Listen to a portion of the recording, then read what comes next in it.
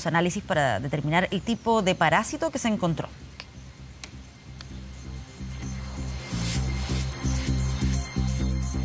Bien, vamos a volver con lo que está sucediendo en Estados Unidos. Vamos a tomar contacto a esta hora con el analista político y académico residente en Washington, D.C., Patricio Zamorano, quien es director ejecutivo de la consultora Infoaméricas.info. ¿Cómo estás? Muchas gracias por este contacto. Muy buenas tardes. Hola, ¿cómo están todos? Aquí un poco sorprendido con lo que acaba de pasar esta madrugada y contento de poder colaborar con el análisis para entender un proceso extremadamente complejo, ¿no? Sí, a ver, un poco sorprendido o totalmente sorprendido. ¿Estaba dentro de alguno de sus cálculos que Donald Trump ganara de la forma en que consiguió esta victoria? Absolutamente no.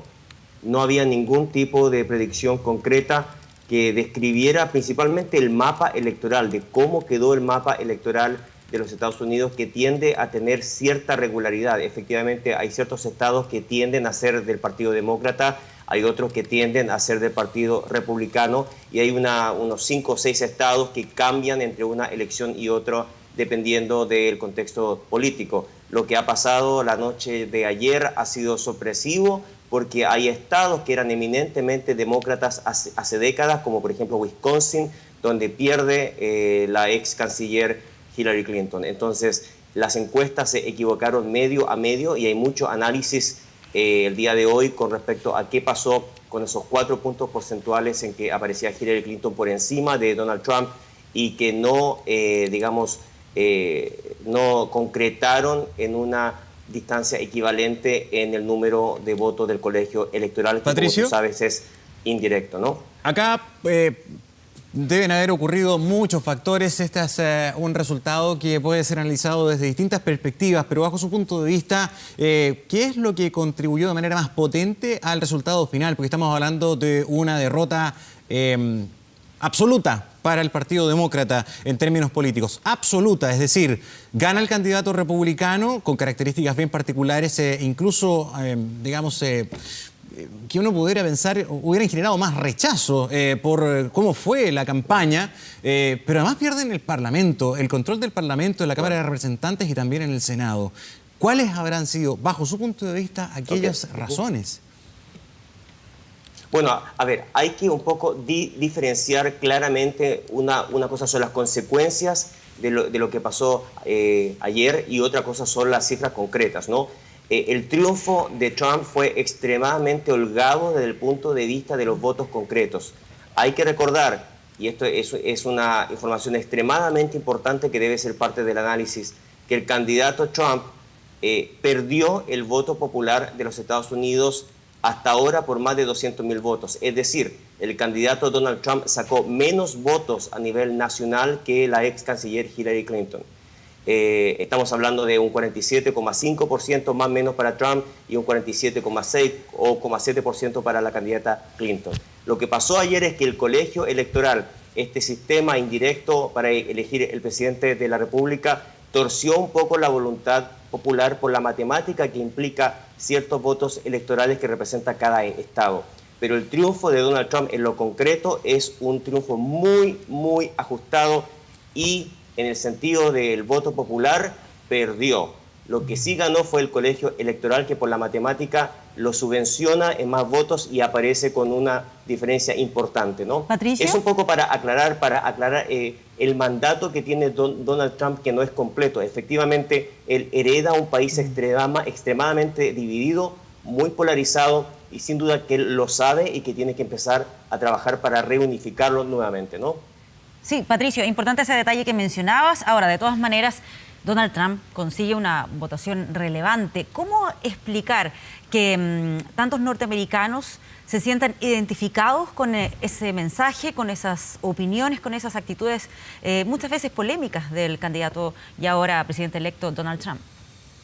Así es, mira, hay un tema importante para los que hemos cruzado el país por tierra, y mucha gente quizás que nos está viendo ha estado en los Estados Unidos y ha estado en la zona central del país. Tú te puedes dar cuenta que ese es el electorado que votó por Donald Trump, y las cifras lo confirman plenamente. Efectivamente, Donald Trump arrasó entre todo el electorado blanco, pobre, rural de los Estados Unidos, que acudió a las urnas de una manera masiva, seguramente digamos, por las amenazas que expresaba el candidato Trump en cuanto a que el sistema electoral estaba corrupto, que estaba contra él, que había una campaña personal contra él. Acuérdense que él fue extremadamente fuerte en desprestigiar el sistema electoral, el mismo sistema electoral que lo acaba de elegir como presidente de los Estados Unidos. Él gana en los hombres blancos de una manera avasallante, gana en todo el electorado no educado, es decir, sin un grado universitario. Y ese es un gran porcentaje de la población de los Estados Unidos. Efectivamente, al parecer, las encuestas sobrevaloraron a la gente educada, sobrevaloraron a la gente de las costas más desarrolladas y subvaloraron a todo el público rural, pobre y blanco que siente que este ya no es su país y que resiente de la inmigración, que tiene sentimientos racistas, que tiene sentimientos de miedo frente al plano internacional y que ha sido afectado fuertemente por la economía globalizada en estos últimos años. Efectivamente, esa es la población que tiene menos salarios, que ha sido golpeada por las crisis económicas, y ese explica un poco por qué ganó Donald Trump la madrugada de ayer. ¿Quién está más preocupado? ¿El estadounidense o el resto del mundo? Se lo pregunto porque da la impresión, a la luz de los resultados, que acá, de manera encubierta, muchos que no quisieron asumir que iban a votar por Trump lo hicieron, convencidos de que este candidato les estaba ofreciendo algo ya mirando puertas adentro. Es decir, ¿saben qué? Este candidato nos está ofreciendo preocuparse de nuestras pegas, de nuestros trabajos, de nuestras industrias, de nuestra seguridad. Ya nos cansamos, no queremos que seguir funcionando como Estado beneficiario para afuera, para el resto del mundo.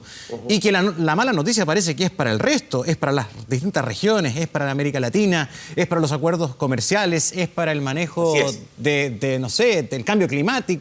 En fin, parece que es más mala noticia para afuera que para adentro. Bueno, yo te diría que es, digamos, una noticia impactante para muchos de los grupos internos también, pero no hay ninguna duda que el tema de campaña de Trump y las consecuencias de haberlo elegido es básicamente que Estados Unidos opta, y repito, cuidado con las cifras, es menos de un 50% en empate estadístico con la candidata Clinton. Él no avasalló, repito, esto es sumamente importante, no avasalló en el voto popular para nada. Este es un país extremadamente dividido y hay que sacar las conclusiones con respecto a eso, pero sin duda que el país, frente a esta influencia de Donald Trump, vuelve a verse su propio ombligo. Básicamente se cierra hacia adentro y es un grito de toda esta zona que yo explicaba, blanca, rural, empobrecida, en contra de la globalización y en contra de cualquier tipo de acuerdo internacional de comercio, financiero, político, que implique o que no implique un mejoramiento de su vida a nivel local, de su vida familiar, de su vida de pueblo. Entonces, esto sin duda es una cachetada bastante fuerte al establishment de los Estados Unidos, al establishment de Washington, y que va a encerrar al país en sus propias fronteras, Patricio, no cabe ninguna duda. ¿No le da la sensación también que acá ha ocurrido una suerte de desenmascaramiento de lo que en el fondo esencialmente es la sociedad estadounidense? Una sociedad para todos, de verdad, a mí en lo personal puedo estar rotundamente equivocado. Me parecía incomprensible, impensable que un candidato que habló atrocidades contra las mujeres, atrocidades contra las minorías, contra la diversidad, contra los inmigrantes, contra todo aquello que uno como que esperaba que esta sociedad era como el paraíso para eso, para los distintos colores, para todo. Y la verdad es que parece que no, es que parece que es una sociedad aún muy conservadora, aún muy racista, aún con mucho de aquello. ¿Es así o no es así? Así es, yo concuerdo contigo y lo expresé en el mismo programa de ustedes hace algunos meses cuando estuve allá en Santiago, efectivamente considerando que era una sorpresa cómo el candidato Trump estaba rompiendo con los valores que considerábamos más o menos estándar, más o menos sagrados, ¿no? El tema de la tolerancia racial, el tema de la tolerancia de género, el tema de la tolerancia al otro como inmigrante, el tema de la tolerancia religiosa. Efectivamente, como tú señalas, tienes toda la razón, el candidato Trump representa un poco los antivalores de lo que se suponía era la cultura de los Estados Unidos. Pero hay que considerar que a muchos de los grupos que votaron por Donald Trump efectivamente lo que hicieron fue, a mi juicio, separar lo valórico de lo pragmático. Es decir, fueron capaces en un ejercicio, por así decirlo, filosófico o espiritual, que no todos estamos dispuestos a hacer, a un poco diseccionar al candidato y tomar lo que les consideraba positivo para su situación personal y un poco obviar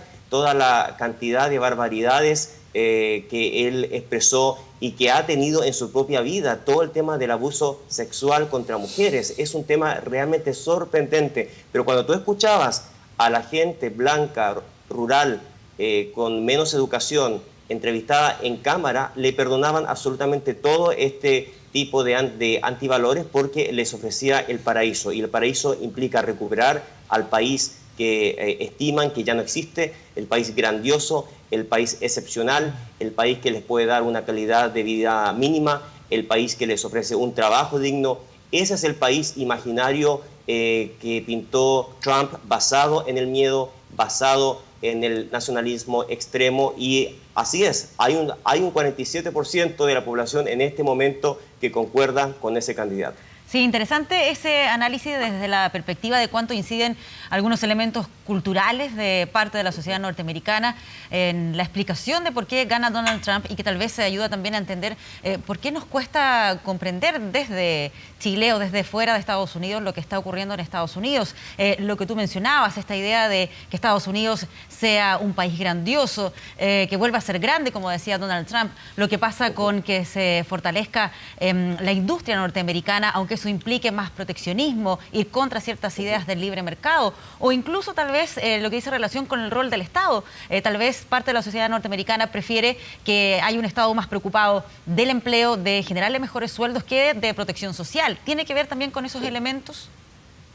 Así es, y estamos hablando de uno de los candidatos, yo diría el único de la historia de los Estados Unidos que se ha sentido un poco víctima de ese mismo Estado. Hay que recordar que Trump ha estado en problemas con el Estado toda su vida, se ha opuesto a pagar impuestos, ha usado todas las triquiñuelas legales posibles para no pagar impuestos, por ejemplo, para, digamos, saltarse todas las regulaciones en sus negocios inmobiliarios. Él ha sido muy agresivo en cuanto a eso, ha tenido problemas legales extensamente durante toda su vida con un Estado al que no respeta y con el que no concuerda, y en ese sentido enganchó muy bien con una base republicana muy conservadora y algunos extremistas que están, por supuesto, en contra de la existencia del Estado como tal, ¿no? Que es el caso del famoso Tea Party, que efectivamente tiene una ideología bastante radical en cuanto a eso.